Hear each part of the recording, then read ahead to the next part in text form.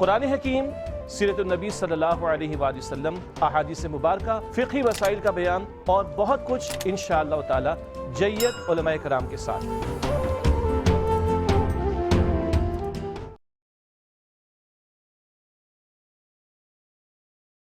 بسم اللہ الرحمن الرحیم، اللہم صلی علی سیدنا مولانا محمد وعلی آلہ واصحابہ وبارک وسلم۔ معزز ناظرین کرام، پروگرام روشنی میں آپ کا خیر مقدم ہے۔ ہمارا پروگرام روشنی یا اس کے علاوہ مزید کوئی بھی پروگرام اگر آپ دیکھنا چاہتے ہیں تو آپ اب الیکٹرانک میڈیا یعنی ہمارے ٹی وی چینل کے علاوہ ڈیجیٹل میڈیا اور سوشل میڈیا سے بھی ہمیں اپروچ کر سکتے ہیں۔ اگر آپ کوئی بھی پروگرام ہمارا جو آپ سے رہ جائے دیکھنے میں، کوئی گفتگو رہ جائے کسی کام مصروفیت کی وجہ سے، تو آپ فیس بک پہ جب آپ کے پاس وقت ہو تو ARYQTV.tv کے ذریعے ہمیں اپروچ کیجئے۔ ہماری ویب سائٹ ہے www.ARYQTV.tv۔ ہمارا ہر پروگرام وہاں پر آپ کے لیے اپلوڈ کر دیا جاتا ہے، پوسٹ کر دیا جاتا ہے، وہاں سے ہمیں اپروچ کیجئے۔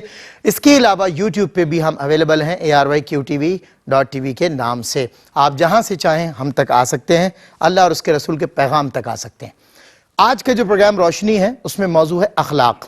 جی ہاں ناظرین کرام، صوفیاء کرام ہمیشہ ایک ہی تلوار کا استعمال کرتے رہے اور وہ تلوار اخلاق ہے۔ سراپا اخلاق جو شخص ہوتا ہے اس کے مخالفین بھی بہت کم نظر آتے ہیں، اس کی زمانے بھر میں عزت بھی ہوتی ہے، معاشرے کا وہ ایک ایسا فرد ہوتا ہے کہ اس سے کسی بھی بات پہ اختلاف رکھنے والا بھی اس سے متعلق یہ رائے قائم کرتے ہوئے نظر آتا ہے کہ یار کچھ بھی ہے اس کے اخلاق بہت اچھے ہیں۔ یعنی کہ اخلاق انسان کو کیسا نکھار اور سنوار دیتا ہے۔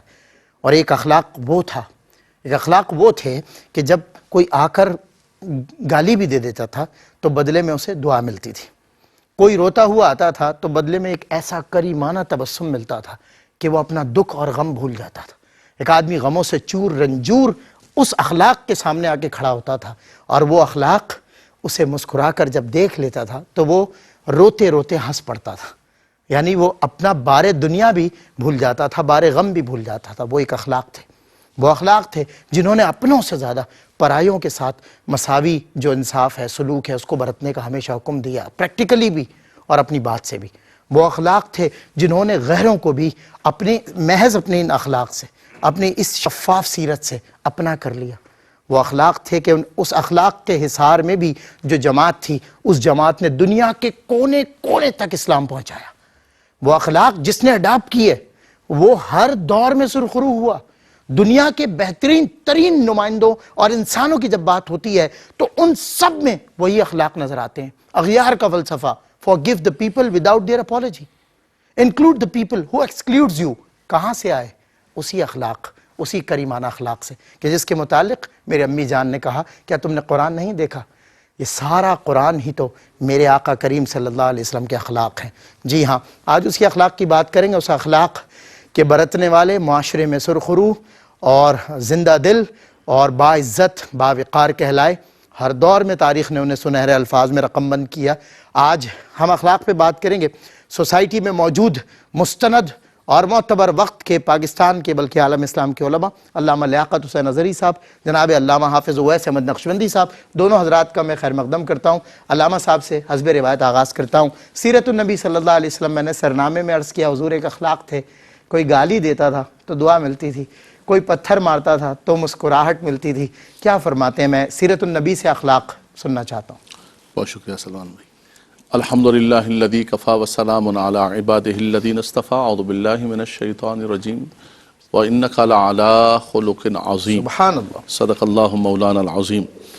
بالکل آقا دو جہاں صلی اللہ تعالیٰ علیہ وسلم کے جو اخلاق کریمہ ہیں، حضور کے جو خلق ہیں، قرآن نے ان کو عظیم کہا ہے سبحان اللہ، کہ رب تبارک و تعالیٰ نے آپ کو خلق عظیم کا مالک بنایا ہے۔ ہر اعتبار سے دیکھیں، نرمی کے اعتبار سے دیکھیں، رحمت ہونے کے اعتبار سے دیکھیں، عفو درگزر کے اعتبار سے دیکھیں، عطا کرنے کے اعتبار سے دیکھیں، ہر اعتبار سے دیکھیں میرے آقا صلی اللہ تعالیٰ علیہ وسلم۔ جیسے حوالہ دیا آپ نے ام المومنین سیدہ عائشہ صدیقہ طیبہ طاہرہ رضی اللہ تعالیٰ عنہا سے جب پوچھا کہ حضور کے اخلاق، تو آپ نے فرمایا کان خلقہ القرآن۔ سبحان اللہ، سارا قرآن دیکھ لو، الحمد سے لے کر والناس تک، اور میرے سرتاج کے اخلاق کو دیکھ لو۔ بڑا پیارا جملہ مفتی احمد یار خان نعیمی رحمۃ اللہ تعالیٰ علیہ کہ میں نے زمانے طالب علمی میں پڑھا تھا کہ تیرے کردار کو قرآن کی تفسیر کہتے ہیں۔ ہاں ہاں ہاں ہاں، فرمایا کہ جو حضور کا کردار ہے یہ قرآن کے جو جتنی چیزیں ہیں، قرآن نے جس چیزوں کا حکم دیا، جن سے منع کیا، فرمایا ان کو اگر کسی صورت کے اندر دیکھنا ہے تو صورت مصطفیٰ کے اندر دیکھ لو۔ اللہ اکبر۔ تو رب تبارک و تعالیٰ نے جہاں آپ کو خلق بھی جمیل عطا فرمائی، وہاں خلق بھی عظیم عطا کیا فرمائی۔ اچھی بات، کیا اچھا تیری جملہ۔ خلق کو جہاں حق خلق نے جمیل، عظیم واہ، کہا، واہ، واہ۔ تیری خلق کو حق نے جمیل کیا، کوئی تجھ سا ہوا ہے نہ ہوگا شاہا، تیرے خالق حسن و ادا کی قسم۔ سبحان اللہ۔ فرمایا دونوں اعتبار سے، اور یہ سب سے بڑی جو چیز ہوتی ہے سلمان بھائی، ہم آج اپنی شکلوں پر اور اپنے جسموں پر نازاں بھی ہیں اور اس کو بہتر سے بہتر کرنے کی کوشش کرتے ہیں، ایسا ہی۔ لیکن اللہ کے نبی صلی اللہ علیہ وسلم نے فرمایا کہ شکل تو اللہ تعالیٰ نے عطا فرمائی، اس میں نہ آپ کا کوئی کردار ہے نہ میرا کوئی کردار ہے، ایسا ہی۔ وہ نہ ریاضت و مجاہدے کے ذریعے اچھی ہو سکتی ہے، بلکہ اس شکل کو دیکھ کر، اللہ کی تخلیق کو دیکھ کر اللہ کی بارگاہ کے اندر دعا کرو کہ اللہم انت حسنت خلقی فحسن خلقی۔ سبحان اللہ، اے خدایا تو سب سے بڑھ کر جو چیز ہے سبحان اللہ، جو معاشرے کے اندر، سوسائٹیوں کے اندر جو انقلاب برپا کرتی ہے، وہ شکلیں نہیں ہیں، وہ خلق نہیں ہے، بلکہ وہ تو خلق ہے جو رب تبارک و تعالیٰ نے میرے محبوب علیہ السلام کو خلق عظیم پر فائز فرمایا۔ بلکہ حضور علیہ السلام نے فرمایا بعثت لأتمم مکارم الاخلاق ومحاسن الافعال۔ فرمایا رب تبارک و تعالیٰ نے جتنے اخلاق کے شعبات ہیں ان کی تکمیل کے لیے مجھے مبعوث فرمایا۔ سبحان اللہ۔ ہر نبی با اخلاق، ہر رسول با اخلاق، لیکن خاتم النبی صلی اللہ علیہ وسلم ان تمام اخلاق کا مجموعہ بن کر اور انسان کامل بن کر اس دنیا کے اندر مبعوث ہوئے۔ اور صحابہ کرام فرماتے کان رسول اللہ صلی اللہ علیہ وسلم احسن الناس خلقا، حضور سب سے زیادہ جو ہے اخلاق میں سب سے اچھے تھے۔ کان رسول اللہ احسن الناس، کان رسول اللہ اجود الناس، کان رسول اللہ اشجع الناس، سب سے زیادہ بہادر تھے۔ لیکن ہمارے ہاں بہادری کا تصور یہ ہے سلمان بھائی کہ کمزور سے کمزور آدمی پر جو ہے ہم شیر ہو جاتے ہیں، کوئی غلام ہو، خادم ہو، خاتون ہو، کمزور ہو، صنف نازک ہو، لیکن ام المومنین سیدہ عائشہ رضی اللہ تعالیٰ فرماتے ما ضرب رسول اللہ امرأة ولا خادما الا ان یجاہد فی سبیل اللہ۔ سبحان اللہ۔ حضور علیہ السلام سے بڑھ کر کوئی بہادر نہیں ہے، عرب کے بہادروں میں سے دیکھ لو، حضور سے بڑھ کر کوئی بہادر نہیں، لیکن بہادری یہ نہیں ہے کہ آپ خادم پر ہاتھ اٹھائیں، جی، بہادری یہ نہیں ہے کہ آپ غلام پر چلائیں۔ حضرت سیدنا انس بن مالک فرماتے ہیں خدمت رسول اللہ 10 سنین فما قال لی اف، فرمایا میں 10 سال تک حضور کی خدمت کے اندر رہا، کبھی حضور نے اف تک نہیں کہا، یہ نہیں کہا کہ انس یہ کام تو نے کیوں کیا ہے، یہ کام کیوں نہیں کیا ہے۔ تو فرمایا بہادری اور شجاع یہ نہیں ہے۔ اچھا میرا اور آپ کا جو غصہ، ہم کہتے ہیں بھائی میرا غصہ بڑا تیز ہے، بڑا تیز غصہ ہے میرا، لیکن میرا غصہ ہے بھی بڑا سمجھدار ہے، برابر والے پہ کبھی نہیں آتا، کمزور پر تیز آتا ہے، کمزور کو دیکھ وہاں سٹ ہو جاتا ہے، بالکل جتنا زیادہ کمزور ہوگا جتنا زیادہ اس وقت ہمارا۔ لیکن آقا دو جہاں صلی اللہ علیہ وسلم پر قربان جائے کہ جتنا زیادہ کمزور آدمی ہوتا، جتنا زیادہ ضعیف ہوتا، خادم ہے، غلام ہے، عورت ہے، اگر سامنے سے کبھی خدا نخواستہ کوئی بد اخلاقی بھی آتی تو حضور کا حلم بڑھتا چلا جاتا، حضور علیہ السلام کی تواضع بڑھتی چلی جاتی۔ فرمایا سل من قطعک واعف عمن ظلمک، فرمایا جو تمہارے ساتھ اچھا کرتا ہے تم تو اس کے ساتھ اچھا کرتے ہو، فرمایا یہ نہیں ہے جو تمہارے ساتھ اچھا نہ بھی کرے، جو توڑے تم جوڑو، اور جو تمہیں محروم کرے تم اس کو عطا کرو، یعنی یہ اخلاق کا اعلیٰ درجہ ہے جو رب تبارک و تعالیٰ نے اپنے محبوب علیہ السلام کو اخلاق کریمہ کا کامل و مکمل بنا کر سرا پر بنا کر بھیجا۔ اور پھر اسی کی برکت ہوئی، جیسے آپ نے ذکر کیا کہ وہ عرب کے ریگستان اور وہ ماحول آقا دو جہاں صلی اللہ علیہ وسلم کی برکت سے وہاں پر 23 سال کے عرصے کے اندر اسلام کا نور پھیل کر کہاں سے کہاں چلا گیا۔ کیا بات، سبحان اللہ، بہت خوب علامہ صاحب ماشاءاللہ۔ کیا وہ کہتے ہیں نا کہ وہ کیا شخصیت تھی، کیا مطلب کیا سیرت تھی کہ ایک آدمی روتا ہوا آ رہا ہے، اس پہ غم کا بوجھ ہے، وہ جب اس سیرت کو دیکھتا، اس چہرے کو دیکھتا، وہ اپنا غم بھول جاتا تھا، وہ اپنے دکھ بھول جاتا تھا، اپنی ٹینشنز ختم ہو جاتی تھی اس کی۔ اللہ اکبر۔ بہرحال یہ تو دیکھیں، یہ تو ہو گیا حضرت ایک پہلو جس پر بات کی گئی، بہت زبردست آپ نے مثال دی کہ بد اخلاق جتنا بد اخلاق اتنا آپ کا علم بڑھتا ہے۔ اللہ اکبر، مطلب وہ کہتے ہیں نا کہ انسان تھا عظیم مگر اس قدر نہ تھا جتنا عظیم آپ سے انسان ہو گیا، کہ آپ کی وجہ سے انسان کو یہ عظمت نصیب ہوئی۔ حضور مجھے یہ بتائیے گا، ایک تو حضرت نے بڑی زبردست گفتگو فرمائی، اس طرف توجہ دلائی، میرے ذہن میں ایک بات اور آتی ہے، معاشرے میں نا متکبر لوگ بھی بہت ہوتے ہیں، بد اخلاق بھی بہت ہوتے ہیں۔ اچھا ایک دو مرتبہ اخلاق سے پیش آ بھی جاتا ہے آدمی، لیکن ان کا تکبر نہیں گر رہا، ان کی بد اخلاقی نہیں ختم ہو رہی۔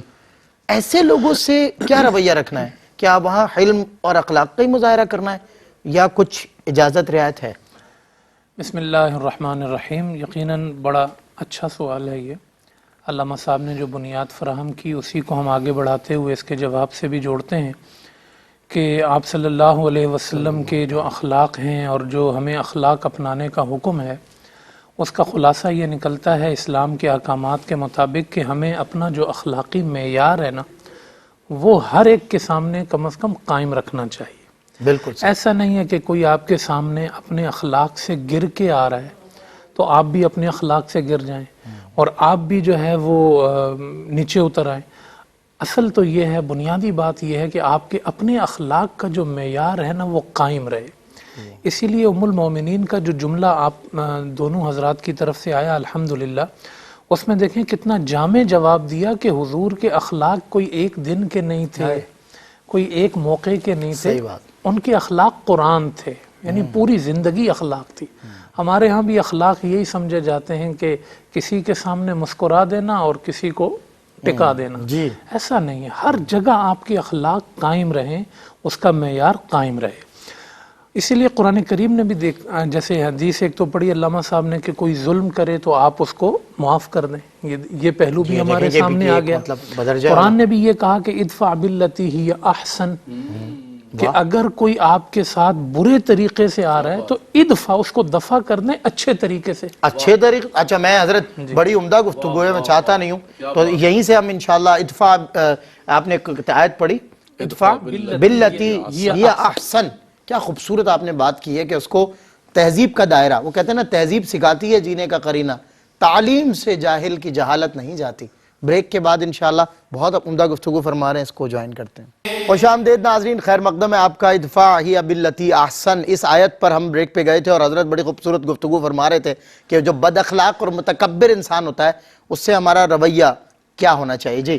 جی ادفع باللتی ہی احسن، قرآن نے کہا کہ آپ اپنے رویے کو اچھا رکھیں، پھر فرمایا فَإِذَا الَّذِي بَيْنَكَ وَبَيْنَهُ عَدَاوَةٌ، کہ آپ کے اور جس کے درمیان سخت دشمنی بھی ہے نا، آپ کے اچھے رویے کی وجہ سے قرآن کہتا ہے كَأَنَّهُ وَلِيٌّ حَمِيمٌ، ایک وقت ایسا آئے گا کہ وہ آپ کا بہترین دوست بن جائے گا۔ تو یہ آیات بھی ہمیں ملتی ہیں، حدیث رسول بھی ہمارے سامنے۔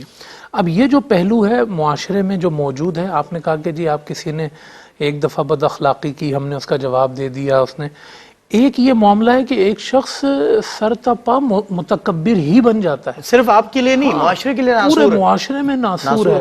ہاں اچھا، اب مسئلہ یہ ہے کہ آپ اگر متکبر کے ساتھ عاجزی کرتے ہیں تو اس کا تکبر اور بڑھتا ہے اور وہ اور دباتا ہے۔ ہاں، اسی لیے امام ابو بکر الرازی فرماتے ہیں کہ وہ شخص کے جس کے جو تکبر کرے اس کے ساتھ تکبر کرنا عاجزی ہے، اللہ اکبر، اس کے ساتھ تکبر کرنا تواضع ہے۔ کیا ریفرنس دیا آپ نے؟ امام ابو بکر الرازی فرماتے ہیں، بڑے امام ہیں وہ۔ یہ اس طرح امام ابو حنیفہ رحمہ اللہ کا بھی جملہ موجود ہے کہ جو آپ کے ساتھ تکبر کرے آپ بھی اس کے ساتھ ان اخلاق کے ساتھ التفات نہ کریں جن اخلاق کے ساتھ آپ کسی دوسرے شخص کے ساتھ التفات کرتے ہیں۔ بالکل تو اس لیے جو ہے نا وہ آپ ایسا شخص جو ہے اگر آپ اس کے ساتھ بھی کوشش کریں کہ آپ اچھے ہی پیش آ رہے ہیں اور اس کا تکبر بڑھتا ہی جا رہا ہے تو پھر کوشش کریں کہ سب سے پہلی بات تو یہ ہے کہ اس کے سامنے اپنا وقار مجروح نہ کریں۔ بالکل صحیح، یہ نہ ہو کہ وہ تکبر کرتا جا رہا ہے اور آپ گرتے ہی جا رہے ہیں اور آپ جھکتے ہی جا رہے ہیں، نہیں، برابری کی سطح پر آ کر کم از کم آپ کا اس کو جواب دینا، آپ کا جو ہے وہ اسی لہجے میں بات کرنا، یہ آپ کے لیے جائز ہے۔ اسی لیے کہ قرآن کریم نے یہ کہا کہ وَجَزَاءُ سَيِّئَةٍ سَيِّئَةٌ مِثْلُهَا، اگر کوئی تمہارے ساتھ برائی کے ساتھ آ رہا ہے تم اسی کے مثل برائی اس کے ساتھ کر سکتے ہو۔ دیکھیں یہ عام ایک اصول ہے کہ اینٹ کا جواب پتھر سے دینا، اس میں لوگ زیادتی کی طرف چلے جاتے ہیں، بدلے میں انتقام میں آگے بڑھتے چلے جاتے ہیں، ہم اس کی بھی بات نہیں کر رہے۔ اچھا پھر شرعی باریکیاں بھی ہوں گی نا، ہاں کہ اس نے اتنا نقصان پہنچایا تو ہم نے اتنا پہنچا دیا، یہ بھی تو ایک مسئلہ ہے۔ بالکل، لیکن بہرحال یہ دونوں طرف جو ہے اس میں جب ہم معاشرے میں اپنا رویہ پیش کرتے ہیں نا پریکٹیکلی، تو یہ سارے پہلو پھر پیش نظر رہنے چاہیے کہ اگر کوئی بالکل متکبر بن کے آ رہا ہے تو اس کے تکبر کا جواب آپ تکبر سے دیں. تکبر سے مراد یہ ہے کہ برابری کی سطح پر اینٹ کا جواب اینٹ سے ہی. ہاں مطلب اس کے سامنے سر جھکانا اور اس کی اور واہ واہ کرنا یا کسی اور وجہ سے اس کو اور پھر جو ہے نا حوصلہ افزائی کرنا ہے، اور وہ پھر پورے معاشرے کے لیے نقصان ہے. اچھا علامہ صاحب ایک اسی میں کویسچن ہے، ایسا اگر کوئی میں آپ کو اپنی مثال پیش کرتا ہوں، ایسا کوئی کرنے کی کوشش کرتا ہے کسی متکبر کو، اس کی ظاہر اس کی خاطر تھوڑا سا وہ کرتا ہے، اس کے ساتھ کبر سے پیش آتا ہے، نہیں اس کی واہ واہ چاپلوسی نہیں کرتا، اس کے گرد سارے چاپلوس ہوتے ہیں، جب ایسا کوئی کرتا ہے تو اس کو شدید بھاری دنیاوی نقصانات کا بھی سامنا کرنا پڑتا ہے، کیونکہ وہ کسی نہ کسی عہدے پر فائز ہوتا ہے اور اپنی سیٹ کا ناجائز فائدہ اٹھاتا ہے. تو ایسے شخص کے نقصانات سے کیسے بچا جائے گا؟ بالکل، یہ جیسے آپ نے باریکی کی طرف اشارہ کیا نا کہ ایک شخص کہیں پر ملازم ہے تو اس کو اپنی حدود دیکھنی چاہیے، اپنے معاملات دیکھنے چاہیے. میں اس میں یہ تبلیغ نہیں کر رہا کہ آپ جو ہے وہ نکل کے اپنی اور جناب جاب آفیسر کو سے خطرے میں ڈال دیں، آپ معاشرے میں اپنے آپ کو تکلیف میں لے آئیں. تو آپ مطلب جب آپ برابری کی سطح پر ہوں تو پھر آپ برابری کی سطح دکھائیں اس کو. اللہ نے آپ کو اس لائق کیا کہ آپ کا بیک اپ ہو اسٹرانگ. بالکل بہترین علامہ صاحب، جزاک اللہ. اور میں علامہ لیاقت حسین اظہری صاحب قبلہ تشریف فرما ہیں. حضور میں ایک بات یہ بھی ذہن میں میرے آ رہی تھی کہ بد عقیدہ لوگ ہوتے ہیں اور غیر مسلم لوگوں کی بھی ہم بات کر لیتے ہیں. ان سے متعلق آپ کو پتہ ہے نت نیا ذہن جدید کیسی کیسی ترامیم کرتا ہوا نظر آتا ہے. بعض اوقات تو آپ کو پتہ ہے نا حضرت کے قرآن کے جو معنی ہیں اس پر سوال اٹھا لیا جاتا ہے، بعض اوقات واقعہ معراج پہ سوال اٹھا لیا جاتا ہے. تو کہنے کا مقصد ہے کہ جو غیر مسلم ہیں، بد عقیدہ ہیں، ان لوگوں کے ساتھ ہمارا رویہ یا ہمارے اخلاق کی سطح کیا ہونی چاہیے؟ ہم کس طرح ان سے اخلاق سے پیش آئیں یا ان سے کنارہ کریں؟ دیکھیں، غیر مسلم جو ہے وہ آقا دو جہاں صلی اللہ علیہ وسلم کے مبارک دور کے اندر جو غیر مسلم تھے اور بالکل واضح کافر تھے، ان کے ساتھ حضور صلی اللہ علیہ وسلم کا رویہ تو بالکل الگ تھا. کفار کی بھی اقسام ہے، ایک ذمی کافر ہے، ایک مرتد کافر ہے، منافقین جو چھپے ہوئے کافر ہیں، یا وہ لوگ ہیں کہ جو اسلام کے ساتھ ہر وقت برسر پیکار ہیں، اسلام کو نقصان پہنچانے کی کوشش کر رہے ہیں. وہ بد عقیدہ لوگ ہیں کہ جن کی بد عقیدگی بالکل ظاہر ہے اور جس کی وجہ سے اسلام کا بنیادی سٹرکچر اور عقائد و نظریات خراب ہو رہے ہیں. دیکھیں، ان کے بارے میں تو باقاعدہ طور پر یہ ہے کہ ایسے لوگوں کو جو اسلام سے برسر پیکار ہیں اور جو اسلام کو نقصان پہنچا رہے ہیں، ان سے آپ کو دور رہنا ہے. ان کے ساتھ وَلَا تَقْعُدْ بَعْدَ ذِكْرِ مَعَ الْقَوْمِ الظَّالِمِينَ وَلَا تَقْعُدْ بَعْدَ الذِّكْرِ مَعَ الْقَوْمِ الظَّالِمِينَ. ایسے ظالموں کے ساتھ جو ہے وہ نہیں بیٹھ رہے ہیں. جیسے علامہ صاحب نے بھی وضاحت فرمائی کہ دیکھیں، متکبرین بھی دو طرح کے، ایک تو کسی کی شخصیت کا ہے، لیکن ایسا ہے کہ ظالم ہے جس کی وجہ سے پوری سوسائٹی خراب ہو رہی ہے. تو پھر اس ظلم کو آشکار کرنا اور اس سے اعراض کرنا یہ لازم و ضروری بھی کبھی ہو جاتا ہے پوری سوسائٹی کو اس سے بچانے کے لیے. اسی طرح کوئی ایسا کافر ہے کہ جس کے کافر کی شر کی وجہ سے لوگوں کو خراب ہو رہے ہیں، ان کے عقائد خراب ہو رہے ہیں، نظریات خراب ہو رہے ہیں، تو اس سے بچنا چاہیے.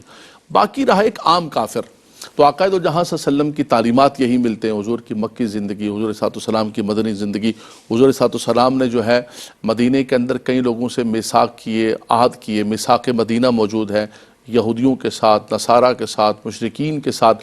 ایک طبرانی کے اندر اور حاکم کے اندر اور ابن حبان کے اندر ایک روایت موجود ہے کہ یہودیوں کے ایک عالم تھے زید بن ثانہ.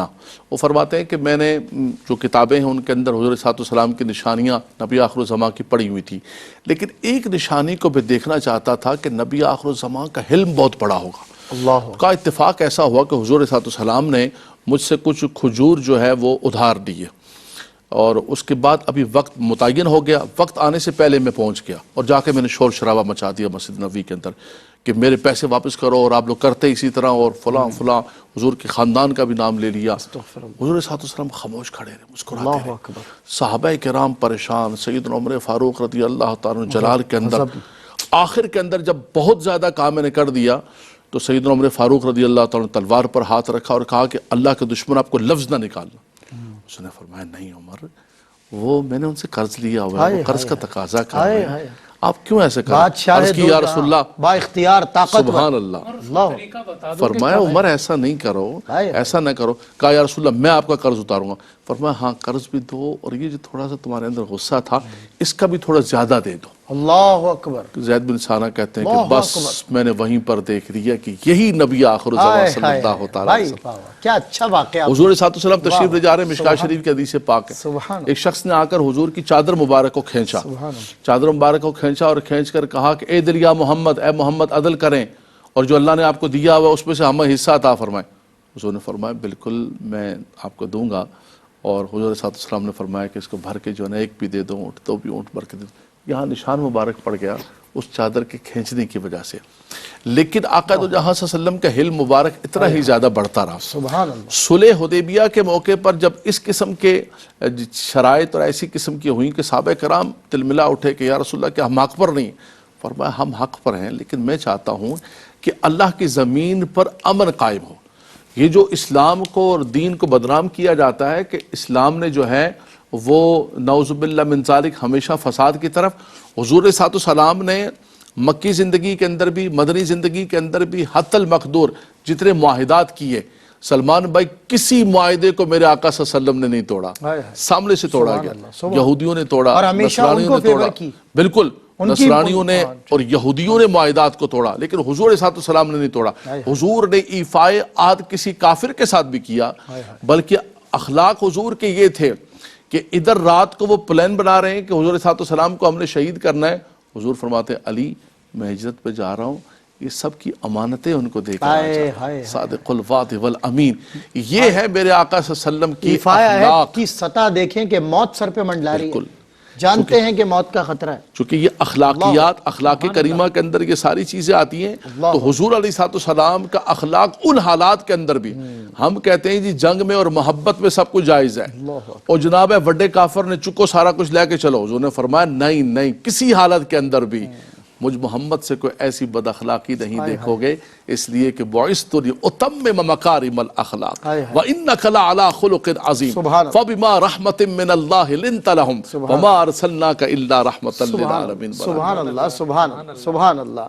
حضرت بیضاد لکھنوی فرماتے ہیں رحمت عالمی آپ کی ذات ہے، سب پہ لطف و کرم ہے آیاں آپ کا، یا محمد ہے سارا جہاں آپ کا، یہ زمین آپ کی آسماں آپ کا. بریک کے بعد ہوتی ہے ملاقات. ویلکم بیک ناظرین، خیر مقدم ہے آپ کا. اور آج پروگرام روشنی میں موضوع اخلاق. جی ہاں، بات دنیا میں آج بھی ایتھکس کی ہوتی ہے، مینرز کی ہوتی ہے.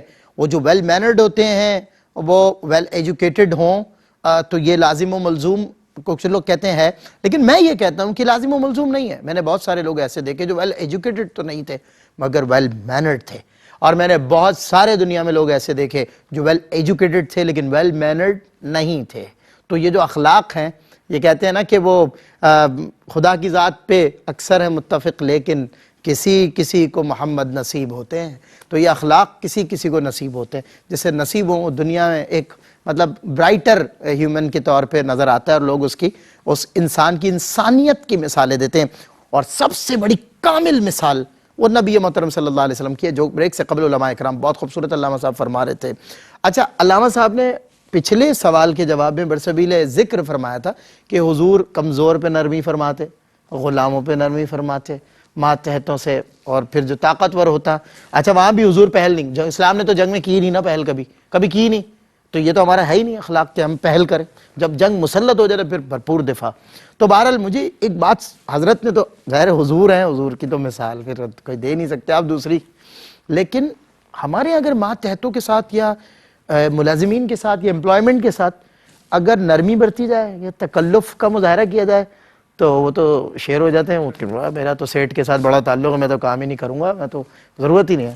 تو اب کیا ان کے ساتھ سختی برتنا یا کام لینے کے لیے کیا فرماتے ہیں؟ بسم اللہ الرحمن الرحیم. جی یقیناً یہ ہمارا ایک بڑا معاشرتی مسئلہ ہے، اور اس میں جو بنیاد ہے وہ اس بات پر ہے کہ ہمارے ہاں عموماً حق لینے والوں کی لائن لگی ہوئی ہے کہ مجھے یہ نہیں ملا، مجھے یہ نہیں ملا، اور حق دینے والوں میں بالکل جو ہے نا ایک صفر کا ایک معاملہ ہے کہ حق جب کہیں دینے کی میری باری آئے گی تو اب میں غائب ہو جاؤں گا. اب میں ہوئی نہیں. ہاں، اب میں ملازم ہوں यार मुलाजमों के हुकूक पूरे नहीं होते, मुलाजमों के साथ नरमी नहीं होती, और जब मैं अपना काम करने के ऊपर आऊँगा तो मैं काम चोरी करूँगा। बिल्कुल। तो ये जो हमारे यहाँ, ये सिर्फ एक शोबे की बात नहीं, हर शोबे में तकरीबन ऐसा ही है। अब आप देखें कि विरासत कोई लेने वाला होगा तो उस वक़्त बड़ी शद्दोमत से और बड़े उससे कि ये इस्लाम का हुक्म है, और जब देने की बात आएगी तो बोलेंगे बहनों से माफ़ करा लो, फलां से ये कर लो, इसको इतना। तो ये हर शोबे में आप देखेंगे ये परेशानी और मामलात हैं कि इसलिए हमारे इस्लाम ने जो है ना हक़ और फ़र्ज़ की दो इस्तिलाहें इस्तेमाल की हैं कि हक़ ये है कि जो आपका बनता है वो आप लो, और फ़र्ज़ ये है कि जो आपको देना है वो आप दो। तो इसी तरह ये जो मुलाजमों के साथ हमारा रवैया और अखलाक है वो भी इसी नहज पर कायम होगा कि अगर आप बहुत ज़्यादा नरमी रखते हैं तो वो आप देखते हैं कि मुलाजमों के अंदर जो है ना वो हड़हरामी पैदा होती है, वो काम नहीं करते हैं, वो अपनी ज़िम्मेदारी को पूरा नहीं करते हैं। तो आप इस दर्जे की सख्ती कि वो काम करें और काम को पूरा करके दें, ये आप पर लाजिम है कि आप इतनी सख्ती करें, वरना तो काम ही नहीं चलेगा ना किसी मुआशरे में। आप देख लें ना, हमारे सरकारी ऑफिसेज का हाल देख लें, वैसे भी प्राइवेट भी खींचतान के रखें तो काम होते हैं, वगरना बड़ा आप देखें हर जगह मुआशरे में सबसे बड़ी हमारे मुआशरे की शिकायत ये है कि यार आप जाएंगे आपका काम नहीं होगा। बिल्कुल ऐसे, इसलिए कि काम करने वाला काम नहीं कर रहा, और काम करने के वो उधर से भी पैसे ले रहा है और आपसे भी रिश्वत लेगा। वो जनाब कितनी बड़ी अडरामी है ये। तो इसलिए जो है ना वो जो काम करने वाले हैं उनसे इतनी शिद्दत रखना कि वो अपना काम पूरा करें। अच्छा, हर आदमी लेने के लिए रेडी है, वहां भी खड़ा है, वहां भी खड़ा है, वहां भी, जहां दो। हाँ, लेकिन ये काम होगा कब ये नहीं पता। सही तो इसलिए अच्छा अब ये है, लेकिन अल्लाह के रसूल सल्लल्लाहु अलैहि वसल्लम के जो अखलाक हैं, अगर इस एतबार से देखें कि जर्नल मुलाजिमीन के बारे में जो आपके अखलाक थे, देने की बात करें, अनस रदी अल्लाह तआला जो है आपके खादिम हैं, हुजूर कहते हैं मुझे कभी हुजूर अलैहिस्सलाम ने डांटा तक नहीं। यानी देखें वही जो जितना कमजोर है हुजूर उसके साथ उतना खड़े होते थे। कहते थे कोई मकरूज है तो आके मुझसे ले लो, मैं उसका कर्ज उतार दूंगा। तुम्हें विरासत में मिला है तो मुझे नहीं देना, लेकिन मकरूज हो तो मुझसे ले जाना, बस मुझसे सिर्फ लो। मैं वो करीम हूँ जो देने वाला हूँ, लेने वाला नहीं हूँ। हाय हाय। तो ये है। और आप सल्लल्लाहु अलैहि वसल्लम ने यहाँ तक फरमाया कि जो खुद खाते हो वो उनको खिलाओ, जो खुद पहनते हो। आज के दौर में पता है ये चीज़ क्यों मुश्किल लगती है, हम लोगों ने ना नुमाइश का जो स्टैंडर्ड है वो बहुत ऊंचा कर दिया है। खाने पीने पहनने में जर्क बर्क नुमाइश बहुत हो गई। हुजूर खुद भी सादा खाते थे, मुलाजिमों को साथ सादा खिलाते थे। अगर हुजूर की आइडियल जिंदगी देखोगे ना मुआशरे में, सादा पहनते थे, मुलाजिमों को सादा पहनाते। अल्लामा साहब एक सवाल है इसमें, सरकार दो आलम सल्लल्लाहु अलैहि वसल्लम अज़रूए शरीयत और आपके अहकामात के मातहत जो है अच्छा उम्दा तरीन लिबास पहनने की रियायत और इजाजत। बिल्कुल सादा। एक मालिक अगर पहनता है उम्दा लिबास जो बहुत कीमती है, जर्क बर्क है, और वो अपने मुलाजिम को नहीं देता यार, उसको भी मुनासिब लिबास देता है, तो इस हवाले से कोई डिसबैलेंस? बिल्कुल, अगर वो खुद बहुत अच्छा पहन रहा है तो इतना ज्यादा डिफरेंस ना हो कि जिसको हम बहुत ज्यादा वाज़े फर्क कहते हैं। थोड़ा बहुत हो तो चलेगा। उसको तन ढांपने के लिए कुछ भी नहीं है। और आप जो है 40-40 हज़ार का सूट पहन रहे हो, ये पूछा जाएगा खुदा के, उसका कम से कम एक मुआशरे के मुताबिक अच्छा लिबास हो, उसको अपग्रेड हो जाएगा। हाँ, आप देखें ना हमारे यहाँ क्या मामला है कि 20-25 तारीख को मुलाजमों के पास ना दवाई के पैसे होते हैं, ना आटे के पैसे होते हैं, ना खाने के पैसे, वो कर्ज लेते हैं, इधर भागते हैं उधर। और सेठ क्या है, वो ये समझता है कि भाई वो अमीर से अमीर होता चला जाए, उसकी एक फैक्ट्री से दूसरी फैक्ट्री लगे और गुलाम जो है ना उनको महीने को खाने को ना हो। ये भी हमारे मुआशरे में पहलू है। तो ऐसे वो ऐसे बहुत अच्छे मालिकान भी हैं जो बहुत ख्याल रखते हैं और उनको फैसिलिटीज देते हैं, उनको उनका कपड़ा, उनका मेडिकल और उनकी सारी चीजें पूरी करते हैं। तो ये सारे हुकूक अदा करने चाहिए। और एक आखिरी बात कहूँगा कि सहाबाए किराम इतना डरते थे इस मामले में कि मुगीरा बिन शोबा रदी अल्लाह तआला ने किसी को देखा ना, उसने मुलाजिम को माँ की गाली दी। उन्होंने कहा तुमने गाली दी, अल्लाह के रसूल को पता चल गया ना तुम्हारी खैर नहीं है। वो इतना डरे, वो शख्स इतना डरा कि उसने अपने गुलाम को आज़ाद कर दिया। कहा मैं माफ़ी मांगता हूँ, अगर मेरे रसूल को पता चल गया ना तो वो छोड़ेंगे। ये था सुभान हुजूर के अखलाक, सहाबा ने इस तरह अपनाए। क्या बात है, क्या बात। बहुत जी जी हुजूर साहब ने एक माहौल बना दिया, जी जी, बहुत खूबसूरत बैलेंस किया है कि इसके अंदर दोनों तरफ से बड़े एहतियात करनी पड़ेगी कि जहां आप काम लेने के लिए सख्ती करें तो वहां उनकी जो उजरत है حضور نے فرمایا کہ پسینہ خشک ہونے سے پہلے پہلے ان کی اجرت دیں۔ دوسرا یہ کہ وہ بھی انسان ہیں، وہ بھی تھک جاتے ہیں، ان کو اپنے جیسا انسان سمجھے۔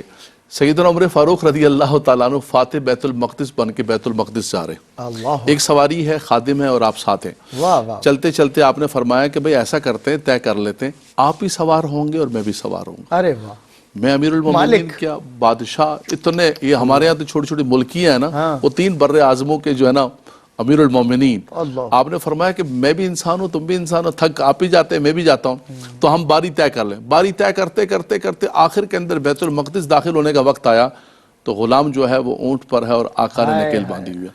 آج ہمارے یہ بھی ایک کانسیپٹ ہے کہ شاید آپ اس کو کوئی اچھا کھانا دے دیں گے، اچھی تنخواہ دیں گے تو ایک جملہ سننے کو ملتا ہے، بھلا بھائی یہ چوڑ ہو جائے گا، اس کو چوڑ نہیں ہونے دینا۔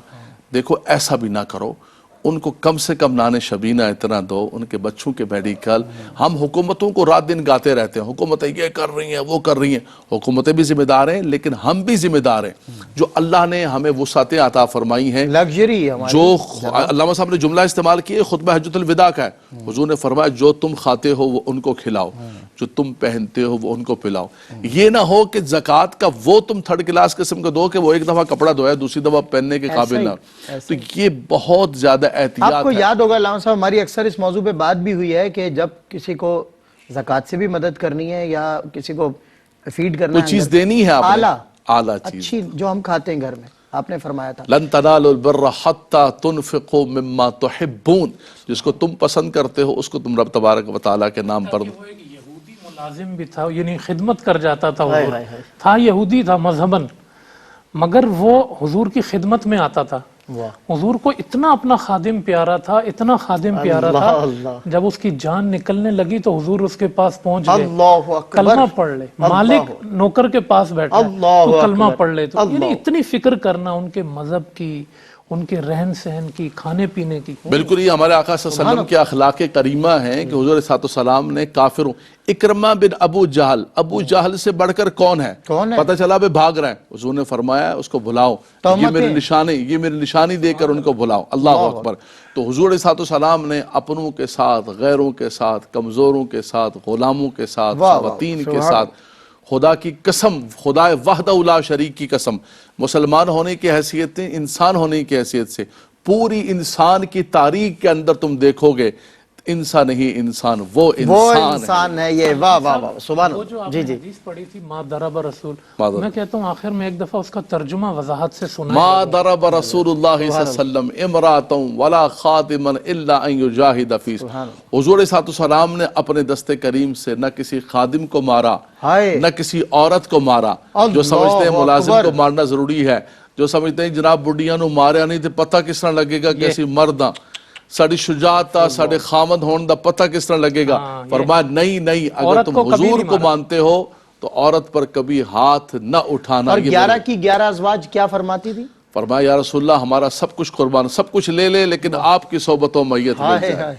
اور جب 11 کی 11 ازواج سے فردن پوچھا گیا، انڈیویجولی پوچھا گیا تو کیا جواب علامہ صاحب آتا؟ ہم اللہ اور اس کے رسول کو اختیار کرتی ہیں، ساری دنیا کا سامان لے لیا جائے۔ سیدہ عائشہ صدیقہ رضی اللہ تعالیٰ عنہ کا ایک جملہ ہے، میں اب تقریباً ہر تقریر میں سناتا ہوں۔ جی عرض کرتی ہیں حضور کی بارگاہ میں، یا رسول اللہ، بلکہ اپنے بچوں کو آپ نے یہ جملہ پہنچایا، کہا جب حضور گھر میں داخل ہوتے تھے تو ایسے مسکرا کے داخل ہوتے تھے کہ ہم اپنے غم بھول جایا کرتے۔ واہ واہ، کیا بات۔ ایک تو یہ نا آپ باہر بہت خوش ہیں دوستوں میں اور گھر میں آپ خراٹ چہرے سے آ رہے ہیں، اللہ کے رسول باہر بھی مسکراتے تھے اور جب گھر میں داخل ہوتے تھے تو اتنی میٹھی مسکراہٹ سے کہ گھر والوں کی پریشانیاں دور ہو جائیں۔ دیکھیں باہر حضور تکلیف اٹھا کے آتے تھے، مسائل حل کر کے آتے تھے، لیکن اس کا اثر چہرے پہ نہیں آتا تھا کہ گھر والے بولیں بہت تھکا ہوا ہے۔ ان کا جو حق تھا نا فریش، وہ دیتے تھے، مسکرا کے آتے تھے۔ اور علامہ صاحب معیار بھی اسی کو رکھا ہے، فرمایا تم میں سے بہترین اخلاق اس کے ہیں جس اپنے گھر والوں کے ساتھ اخلاق اچھے ہیں، اور میرے اپنے گھر والوں کے ساتھ سب سے اچھے اخلاق ہیں۔ اور میں ان وقت کے علماء جن سے میرا بڑا تعلق رہا ہے حضرت سے بھی، اور میں جانتا ہوں کہ یہ ایک بہترین باپ، ایک بہترین شوہر اور ایک بہترین معاشرے کے عالم دین ہے۔ جب آپ دیکھیں یہ وہی بات ہے نا جو مثال دی ہے نا، اس میں جب خود انسان پوری طرح سے ڈیووٹڈ ہوتا ہے تو اس کے چہرے پر اور اس کی زبان پر یہ مثال بڑی نمایاں اور بڑی اثر انگیز ہوتی ہے۔ بڑی فکر انگیز ہوتی ہے. بہت خوبصورت کلام کیا علامہ صاحب آپ نے. آپ دونوں حضرات کا بہت بہت شکریہ. آپ نے بھی رنگ جی جمایا. جزاک اللہ. آپ حضرات سے ہی سارا رنگ ہے کائنات میں. وہ کہتے ہیں نا کہ یہ علماء اکرام اگر نہ ہوتے، یہ نبیوں کے وارث نہ ہوتے، تو یہ بھولے بھٹکے ذہن جو آج علماء کے ہونے کے باوجود بھولی بھٹکی باتیں کر رہے ہیں، تو سوچیں اگر علماء نہ ہوتے تو معاشرے کا کیا ہوتا. یہ علماء جو وارثین انبیاء ہیں، ان کی قدر کیا کیجئے. ان کا دل میں آپ کے احترام ہونا چاہیے، زبان پر احترام ہونا چاہیے. معاشرے میں موجود بے نمازی لوگ، بے عمل لوگ، بد عمل لوگ، شدید گناہگار لوگ، جب ان کی زبان کھلتی ہے تو علماء کے خلاف کھلتی ہے. استغفر اللہ ربی من کل ذنب واتوب الیہ. جو راہ راست پر لاتے ہیں، جنہوں نے اپنا زندگی، اپنا مشن، اپنا ویژن دین کو، ان کا مطمع نظر اللہ اور اس کا رسول ہوتا ہے، جو ڈس بیلنس نہیں ہونے دیتے معاشرے کو، تو یہ بھی اخلاق کی ایک اعلیٰ ترین مثال ہے جو نبیوں کے ان وارثین کو عطا ہوئی ہے. ان کی قدر کریں، اخلاق ان سے ملیں گے. سیکھیے کہ نبی کے اخلاق کیسے تھے. اور میں وقت کے اعلیٰ ترین مزاح نگار پاکستان کے، مجھے مل گیا ہے اتفاق سے 1 منٹ تو میں پیش کرتے ہوئے آپ سے رخصت ہوتا ہوں. پاکستان کے بہت بڑے مزاح نگار جب رسول اللہ کی بارگاہ میں حاضر ہوتے ہیں اور قلم اٹھاتے ہیں، جن کا نام سن کے ہی ذہن پر مزاح غالب ہو جاتا ہے، مسعود انور صاحب. مسعود انور پاکستان کے معروف مزاح نگار. لیکن جب وہ قلم اٹھاتے ہیں حضور کی بارگاہ میں تو اخلاق اور سنجیدگی کی کس اعلیٰ سطح پہ جا کے لکھتے ہیں. اخلاق موضوع تھا، وہ اشعار پڑھتے ہوئے آپ سے رخصت ہوتا ہوں. فرماتے ہیں، مزاح نگار لکھ رہا ہے سبت تیری ذات سے تاریخ بشر میں، وہ عزم کہ تھکتا نہیں طائف کے سفر میں. اے سارے جہانوں کے لیے مجدہ رحمت، احوال زمانے کے سبھی تیری نظر میں. حیران ہے تیری شان توکل پہ زمانہ، چولہا بھی نہ جلتا تھا مہینوں تیرے گھر میں. خورشید کے کاسے میں تیرا صدقہ انوار، خیرات تیرے حسن کی کشکول قمر میں. اے سید سادات عنایت کی نظر ہو، یہ عہد ہوس ڈوب چلا ظلمت شر میں. السلام علیکم ورحمۃ اللہ وبرکاتہ.